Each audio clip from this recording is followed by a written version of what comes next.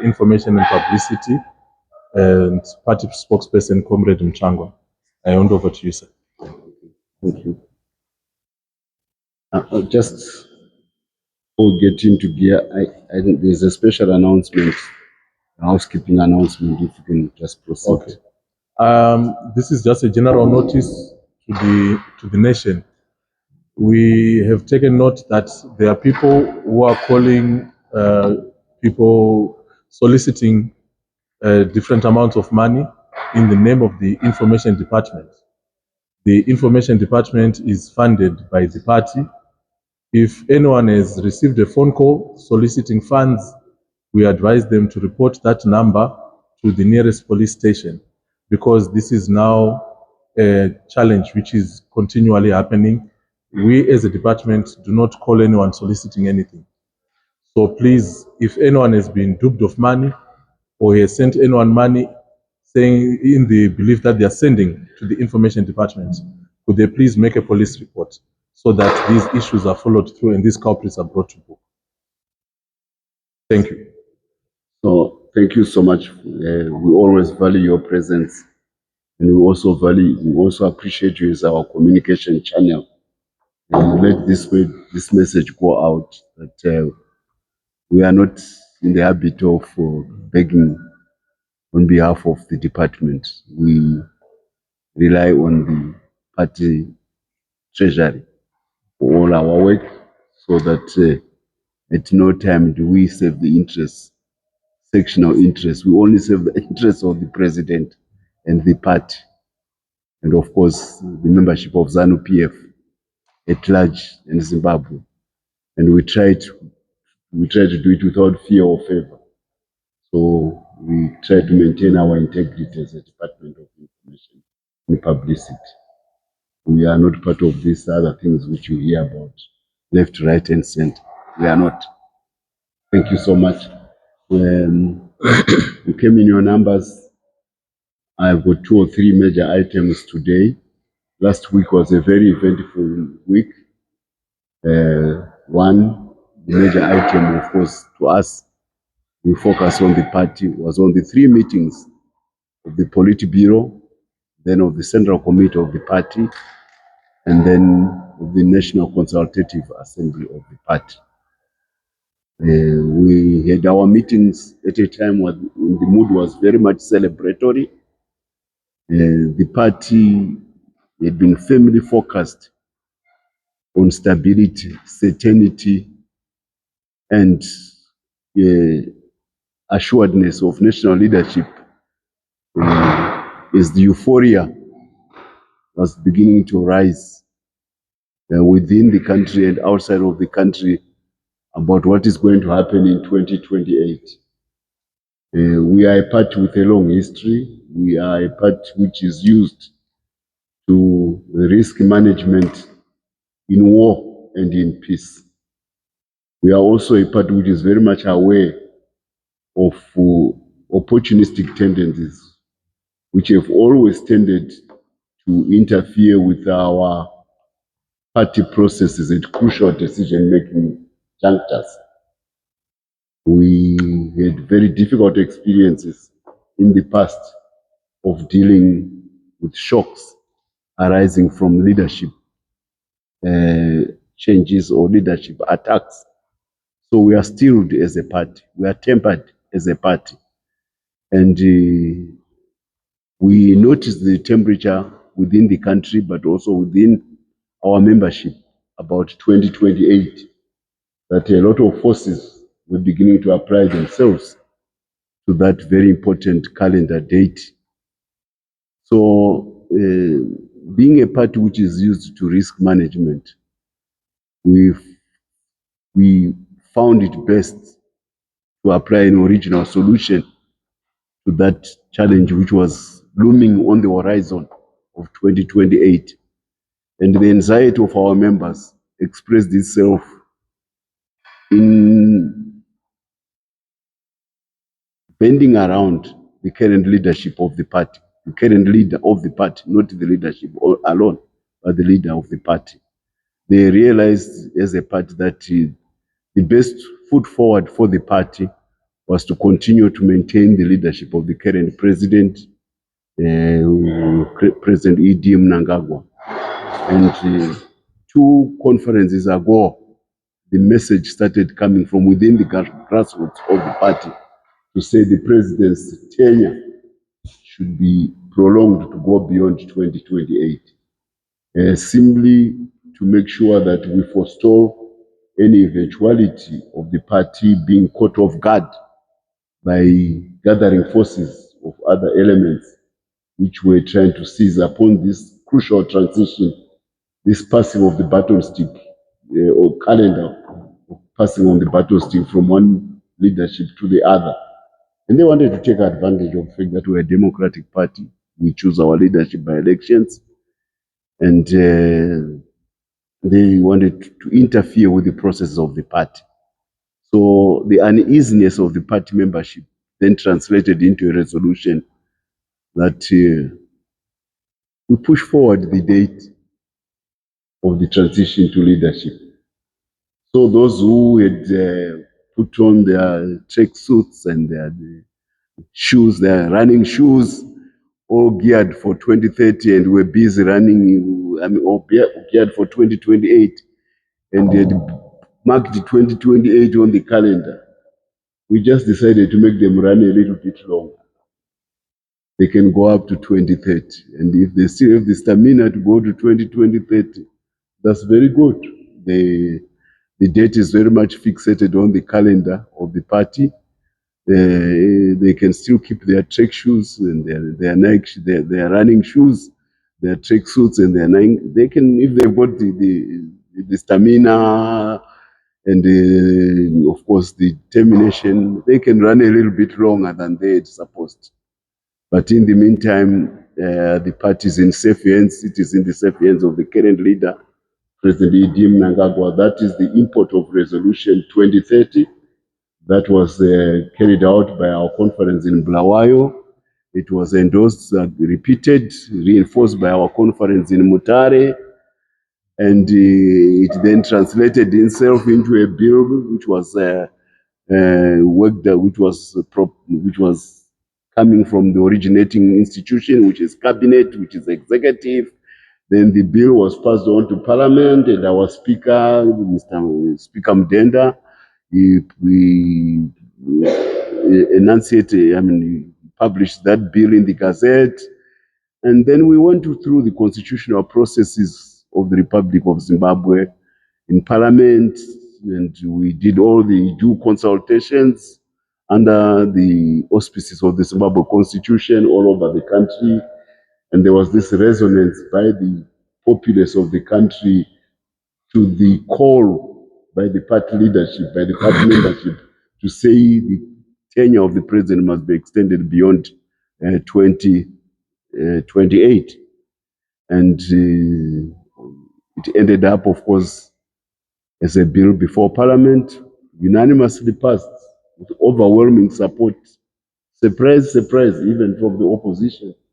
We almost got 96, 97% of the vote which is required, in the Senate, and an equally pleasing number beyond 2/3 majority in the lower house in Parliament. And the Senate saw it fit to revisit some of the clauses which had been overlooked by our Parliament, and that is the role of the two houses. One has got oversight over the other, and the bill went back to Parliament, and last week it passed again. So it's now awaiting the signature of the President, who incidentally under Constitution is very much manacled to support that resolution. If he has got some misgivings, he can point them out. They can return the bill to the two houses to consider. But should those two houses feel that what they deliberated upon is the right way to go, the president has got no alternative but to assent to the bill as is original. We do hope that since it has already been sent back to Parliament, lower house, there may not be that need for the president to send it back again. But if it's his prerogative, it's a provision of the Constitution. but his hands are pretty much tied. I want to make it very clear under the Constitution. The president is pretty much obliged to ascend to the bill as it is. So we are now safely in safe territory, in sure territory, from the point of leadership, from the point of certainty, from the point of stability. Things come from nowhere, and the second topic which I will be delving with will highlight to you, pinpoint to you the vagaries which can arise out of unforeseen circumstances, especially in the fledgling republics of Southern Africa, where the geopolitical interests of those who used to be rulers is still very much alive, but also where maybe even historical tendencies or certain backward ideas may still want to latch and interfere with the revolutionary processes which we went through, in particular in 60s and 70s, but which pretty much hark back to about 1910 when modern nationalist politics started in Africa, in Southern Africa. So this was a week of a very eventful week in terms of both party politics, national engagement, and institutional oversight in what we are doing. I mean, institutional engagement and national oversight in what we are doing. The bill CAB 3 passed last week, and the people of Zimbabwe can rest easy again that 2028 is no longer a date of anxiety for them. They can go back to their usual work, hard work, which has revived this economy in the last 7 to 8 years in ways which nobody had ever foreseen could happen. And that steady hand of the president, the man who has turned the fortunes of this country, which had no currency, the country which had empty coffers, the country which had was begging for food, the country which had no exports, the country which everybody was hoping was relishing would be a failed state. No, that he has turned it around, and it has made the shrill messages of Anna Chamisa become even more dissonant. Nobody wants to listen to what they are saying now. He's coming out of the woodwork, seizing upon every misadventure which may happen within the sub-region to try to see whether he can claw back and get some credence. No, no, no. We are not going to allow it. We, as ZANU-PF, we are very much attuned to what our people want. And as our young people say, takachibata kuti dri. Hatisi kuzombocheregeraba chinhu ichi. Takachibata kuti dri. So certainty, stability under President E.D. Mnangagwa as the helmsman of ZANU-PF is very much the tenor of the day. If there are those who, like I say, those who still want to have ambition, it's allowed. That's why they are politicians. Any engagement in politics presupposes ambition. Nothing wrong with it. But please exercise your ambition with due respect to what the democratic will of the people has done. Because we expect ambition to be aligned to democracy. The call is that those with ambition respect the current leader because he has passed all the tick boxes of renewed legitimacy until 2030 from within the party. So, and if you've got some good ideas which you think are burning very much and which you want to see applied to the national economic management, so be it. Write your notes, give them to the president so that he takes due cognizance of your ideas, and you can see how they can be factored into what he is doing to run the country. What we would not be happy with is, of course, to try to challenge his leadership in ways which do not respect the fact that a democratic process has been discharged and his tenure has been prolonged, and his legitimacy has been ensured in every aspect. If you respect that, we expect that your ambition will be aligned to those realities. let it not be deviant to that reality which has just transpired until 2020, until we get to 2030. So there was a very big celebratory mood both in the Politburo, no, not only both in all the three institutions, the Politburo, the Central Committee, and the National Consultative Assembly last week. We are very happy as a party. And the mood was jubilant in this war. Some of you who came to cover it, you could see it, you could touch. The atmosphere was palpable with excitement, because we feel that as an experienced revolutionary party, we know how to dodge bullets of those who may want to upstage or upend our processes in order to hijack them for other purposes. We have made sure that our leadership is intact and the custodianship of the president of the party is unchallenged by anybody. That's the main item I wanted to announce today, because we didn't have a press conference last week. The second item is that like I said, we are a party which is very much vigilant and alive to the unexpected. Pressure has been building up in South Africa for some time. It's historical pressure. A lot of it stems from the basic law of the uneven development of societies. Human beings, human society over the last 5,000, 6,000 years of modern civilization, we make uneven progress. Some countries, some societies, they streak ahead of others and others remain behind. And that's why, Africa was at one time the cradle of civilization, right in Egypt, and when Europe was still very much behind. Then, of course, the wheel turns in different ways.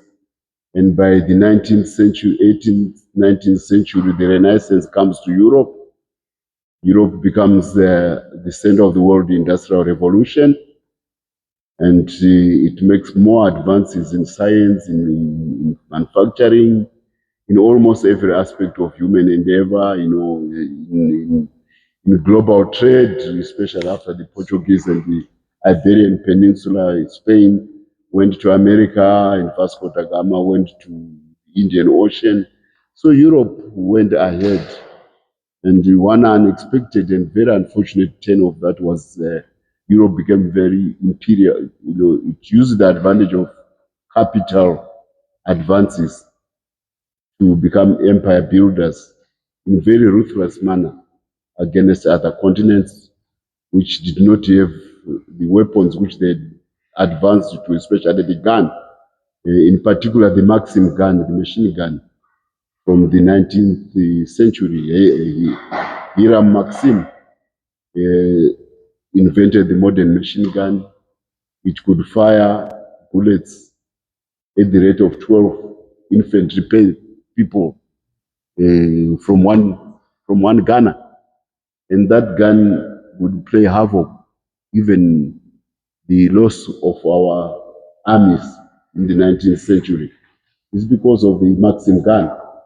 Rhodes used it to devastating effect against first against Gouveia, who was from the Zambezi Valley.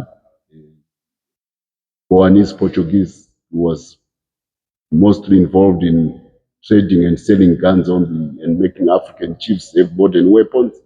He was defeated in 1892, and later, of course, Lobengula would be defeated. Then the Shona in two wars, and the Beles were defeated in 2 wars, and then the Shonas were defeated in 1896 and 97 because of this gun, the Maxim gun, and dynamite.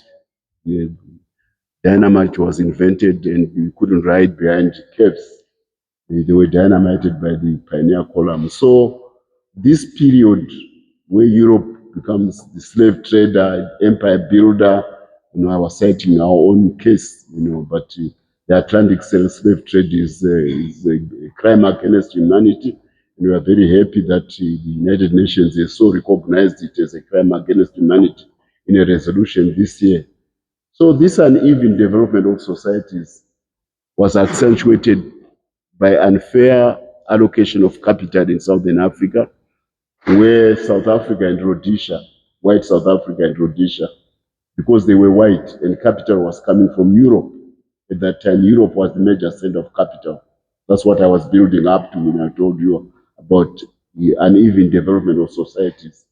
So London, New York, Frankfurt, Paris, Milan, they all became centers of capital, and they preferred to give societies where white people had gone abroad on behalf of European imperialism and settled in other countries. They gave them capital to make them those strong outposts of Europe in Africa. And South Africa and Rhodesia got an unfair share of capital vis-a-vis all other African countries. That's why our infrastructure in Southern Africa was at a higher level. Capital is the drive of modern development. If you don't have capital, forget about trying to make it. You know, capital makes a difference. So Africa was denied capital. Southern Africa was given capital. And we were eventually forced, my generation, to fight in order to address the entrenched nature of these regimes in Southern Africa, which had benefited from strong states, a strong army, and ported armies because of unfair advantage of access to capital. Now, the result is that labor also follows capital. You go where there are jobs. And from the 1920s onwards, there is movement of labor in the region to go to the gold mines of South Africa, to go to the diamond mines of Kimberley, and also the whole infrastructure to support that gold mining industry in South Africa begets a very advanced industrial society, which makes everybody go to South Africa for jobs, to go to Rhodesia for jobs. There was a company called Wenera. It was a company recruiting all the way up to Namibia, up to Congo, up to Malawi, taking people to go to South Africa to go to the jobs. And equally here in Zimbabwe, Wenera used to bring laborers from Malawi. You may want to know that originally Salisbury, Nationally, and Maputo, there was a very big number of expatriate Malawians.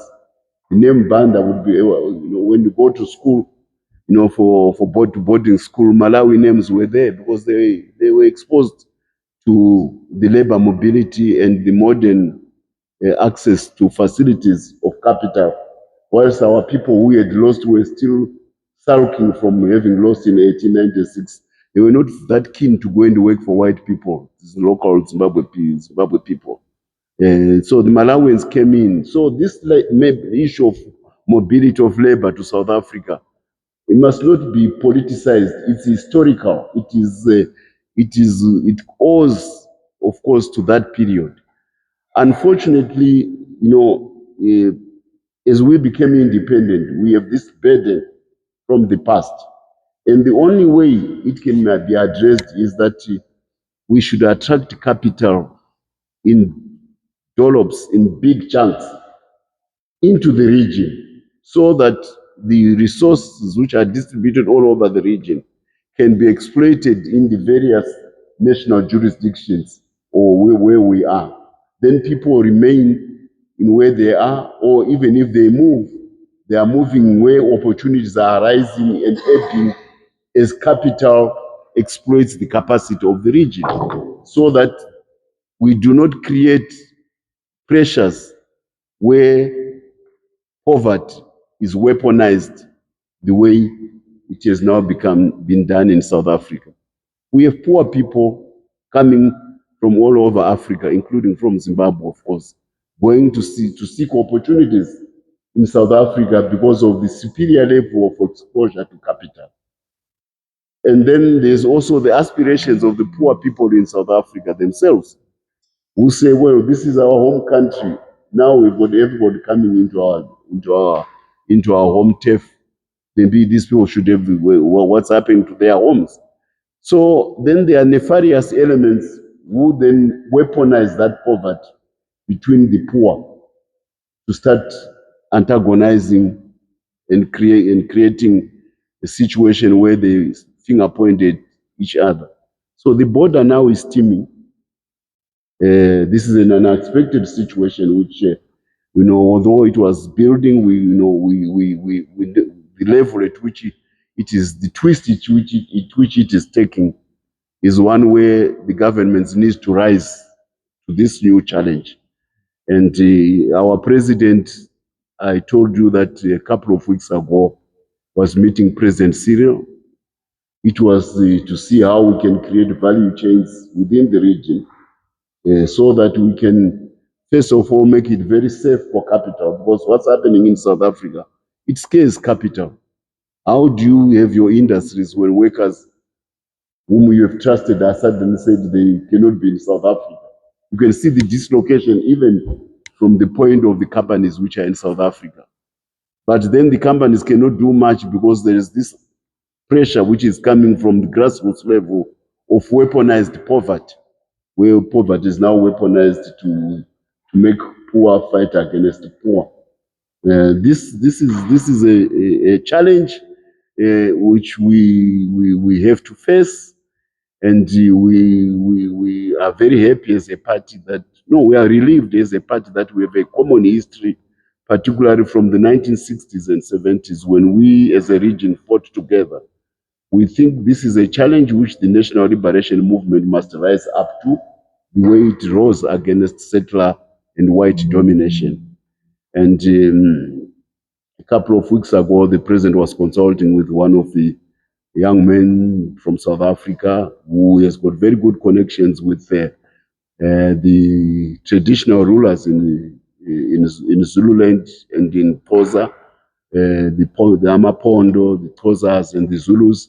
This is where there's a lot of groundswell about weaponized poverty being used against each other, to see whether the traditional leadership in those regions can come in to help us now deal with this situation which is unfolding on the ground. Because Africa, we are one. Yeah, we have always been, we have faced our challenges as one, particularly as national liberation movements. So we are bringing in that element where it's not only at government to government level, like I'm talking about, but also at culture, at historical level. And the president has received some correspondence from these kingdoms. The king of Zululand, the king of the Amapondos is also involved. The Xhosa paramount king Damasi is also involved. They would want to see what could be done at a sub-regional level to find ways where we address this very difficult and emotive issue about shrinking opportunities where capital is not made inroads into the region as fast as the labor market has done. Labor has moved ahead of capital. Capital is the one which gives opportunities, but labor is now ahead of capital.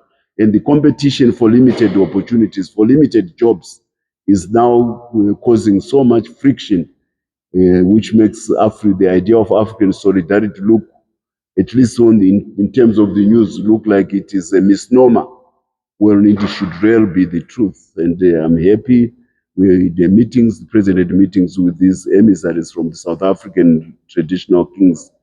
Prince Sivile Mabandla, he met President Mnangagwa, and the correspondence is now going on between Zimbabwe. They are looking at our president because of his institutional memory and the respect which he has gathered on the sub-regional diplomatic landscape, but also the gravity, the weight which is carrying in African diplomacy on the global stage. You saw how we performed in New York when we were being voted in the Security Council. The respect for Zimbabwe is back because of what our president has been doing. So there's a feeling by these traditional rulers from South Africa that they want to ride on our president to look at ways which diffuse this situation which is unfolding. But more important, we want to create a region where capital can come in huge volumes so that we can unleash the capabilities of this very well endowed region. We are in a transition in terms of mobility from the fossil fuel. All these cars which we are seeing on the road, the engines are made from petrol and diesel. It's only a matter of months away before they will probably be swept away by electric vehicles. It's happening now. I don't know whether you've noticed that in this town there are a lot of new showrooms of vehicles of brand names which you have never seen before, mostly from China. China has taken the lead. You know, I think more than 60% of the cars, no more than 50% of the cars in China now are now electric. Singapore, it's almost 60 to 70%. That trend is going. Canada has joined. You know, at one time, America was trying to resist the march of fossil fuel, of electric cars against fossil fuels. Now, this paradigm shift it's akin to the previous movement from the animal draft to the steam engine. Now, then the steam engine gave in to the diesel and the electric engine. Now we are going to the electric battery. And this is how society moves, you know, in terms of technological development. So Southern Africa is uniquely placed in that most of the critical minerals which are vital from the mobility from fossil fuel to the new electric energy batteries, even to electric storage, they're in Southern Africa. And I'll run down, I've done it before. Zimbabwe has got 25% of the world hard rock lithium reserves. You see what it has already done to our economy. You know, go to Goromonzi, go to Bikita. You see huge smelting factories processing lithium on a scale which Southern Africa, global South, had never known before. You can see the huge investment going into cobalt in the DRC. 70% of the world cobalt passes from DRC through Zimbabwe to the ports in Mozambique and South Africa. These two metals are the ones which power this battery, your mobile phone. It's the same battery which powers the new vehicles on a bigger scale. Then there's graphite in Mozambique. The biggest graphite mines in the world are in Mozambique. It's one of the metals again in these batteries. Then there's nickel. You know, Tanzania has become very big in nickel. And right now, Madagascar is following on hard on the heels. This is the third metal of the battery: nickel, cobalt, and lithium. These are the major minerals which are powering. So then there's manganese. South Africa has got 80% of the world manganese and vanadium. These are and then the copper, which makes all these batteries and the cars move around, both they conduct electricity. Because Zambia and DRC have got 40% of the world copper. These are huge investments which are going on, you know, into these countries. So the opportunities are there for our region to play a crucial role in the paradigm shift of global mobility from fossil to electric, akin to what has happened with fossil fuels in the Middle East. All the wars you see in the Middle East now, they center around petrol and diesel and petroleum and natural gas. That's why the Americans are attacking Iran. So we are now the next stage of global mobility in Southern Africa.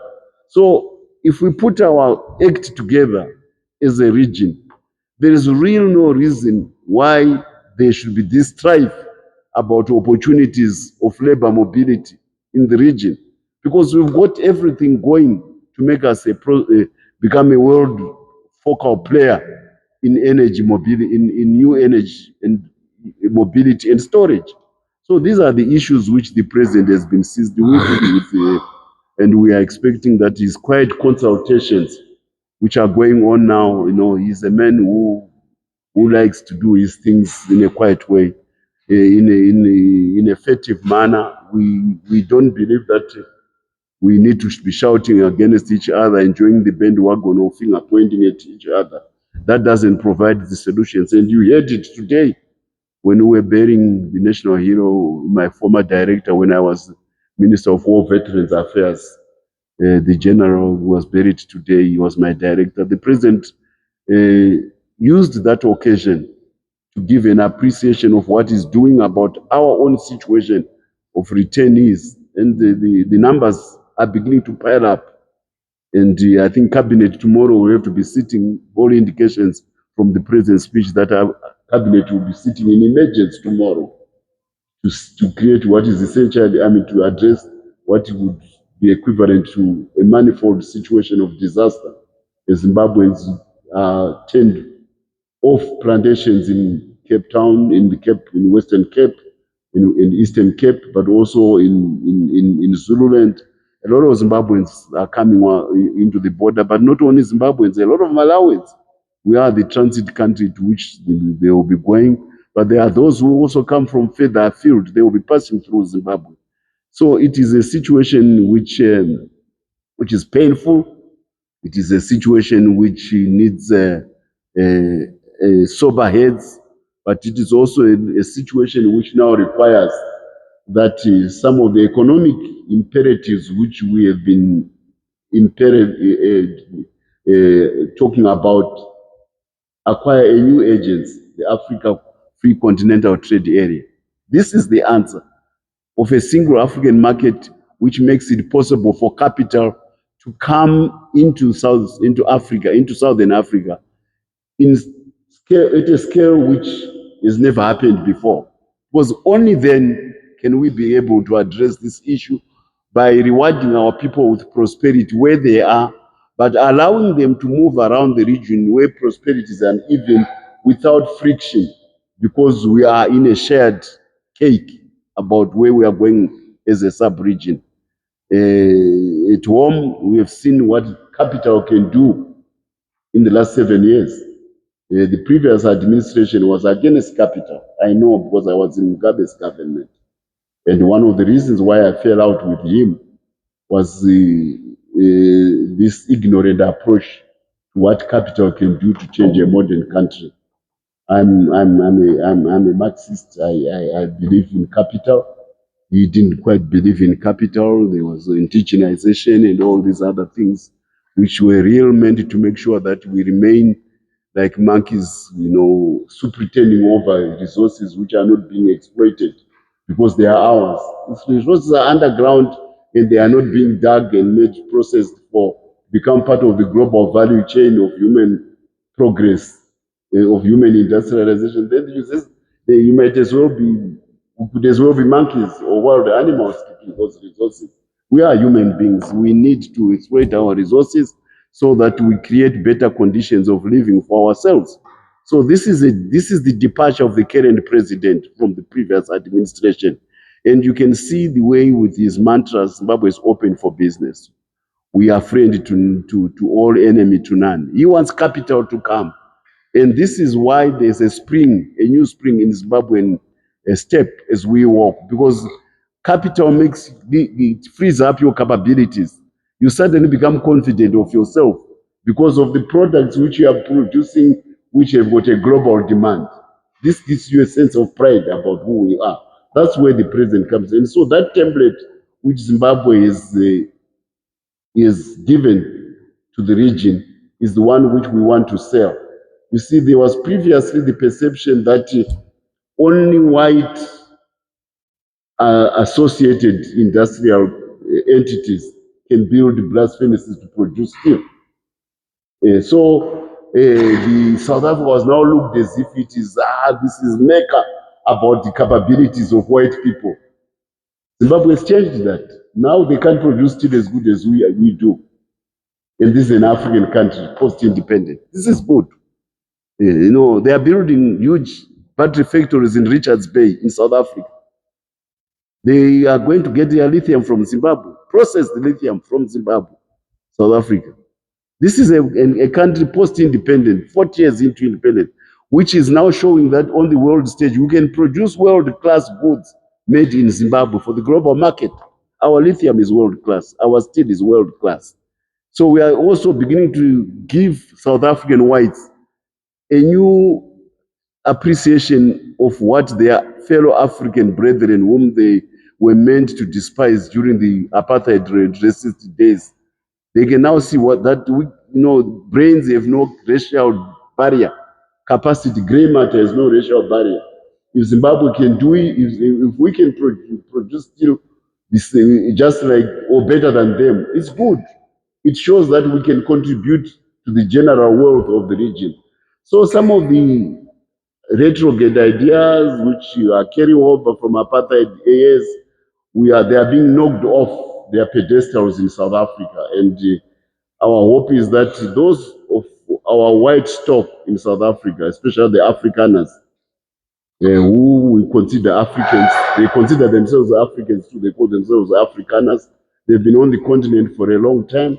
They've profited from proximity to capital. They've made outreaches on the global stage and produced brilliant people like Elon Musk. They come from this sub-region. Why can't they identify again with the region which gave them the education, which gave them the opportunity to go where they are today? And he's a leader in space, he's a leader in electric vehicles. And we are talking of all these resources there in his home territory. Why should, I mean, we don't mind Chinese coming to exploit, to help us exploit. We don't mind Indians coming, Turkish coming, but we also be very proud if our own stock of capable entrepreneurs can also be part of the game, because this is their home. So instead of probably trying to instigate false migration stories about Afrikaners being victimized in South Africa, why not create a positive image? And one of the things which our president is being asked, which is also promoting, is possibly a summit in Victoria Falls, which addresses all the issues which militate towards Southern Africa being seen as an ideal investment destination for capital, because we want world-class capital to come to Southern Africa. So a summit which can address the issue of whites as minorities, Jews as minorities, Anglo-Saxons as minorities, minorities amongst ourselves, why, among Africans, why the San, the Himbas or the Twas in DRC, or the issues between Rwanda, the Tutsi and the Hutu thing. This thing about minority being seen as a source of friction, we want to disband with it so that we present an Ubuntu, one personality in Africa. And out of that one personality, we create big markets. 1.4 billion Africans is a big market. Then we can talk up to India. Then we can talk up to China, because they've got big populations, these countries, and they are streaking ahead because they've got the advantage of big populations. They can leverage their big populations because they did something good to be so huge in their populations. So Africa, already we have that population, but we are disjointed. We need to come together. And what's happening in South Africa is the corollary, is the opposite of where we should be going. But this is because of the historical circumstances which made us be where we are to. And the only way we can address those historical anomalies is by having capital, technology, management expertise, science permeate throughout the whole region, so that we then become a big market amongst ourselves, a big market on the global stage, and we produce world-class goods made for the global market. So this summit in Victoria Falls, we hope that it will also get the support of some of the biggest companies on the African continent, particularly South African companies. I mean, how would you like to be MTN? I give an example. You're operating in Uganda, you're operating in Nigeria, you're operating in Ghana, you're operating in Zambia and Mozambique, and you are being said you're a South African company, and your country where you come from, they don't like black other African people. They are Afrophobic, and you are the CEO of that company. How do you feel? You are making your money in all these African jurisdictions, yet now you are being accused that your home territory where you come from cannot tolerate other Africans. These are not good things from corporate politics, corporate social responsibility, corporate image. But these are our African champions, these companies. These are our champions on the African continent. So we want that positive aspect about them to be projected. And they are very much looking at supporting this idea of a summit which rides upon what Zimbabwe has done, post-independence. Remember, here we had challenges about all this population from Malawi, from Mozambique, from Zambia with independence. But we said, when we were fighting, everybody supported the war. Now we are free. Do we now tell them to go back to their countries and say we are not Zimbabweans? No. So all of them, we gave them citizenship. We don't even, I mean, can you point in your area where it comes, who is a Malawian, who is a Mozambican, or who is a Zambian? You don't even know. We are all the same. So that template which Zimbabwe used at independence, we think it is the best, and it is also the one which our South African leadership, political leadership, traditional leadership, and even historical leadership, they want to ride upon the Zimbabwean template so that we can address the issues about a shared African identity where prosperity is pervasive and where capital comes in from America, from China, from India, from Brazil, from Turkey. Capital should come and ride upon especially our young population. We have the youngest population in the world as a continent. This is a vitality which you can no longer find in mature societies like Japan or Europe where the people are aging. So this is an African dividend which needs to be exploited upon. So these are the issues which the president has been seized upon. I told you that there is now this state certain leader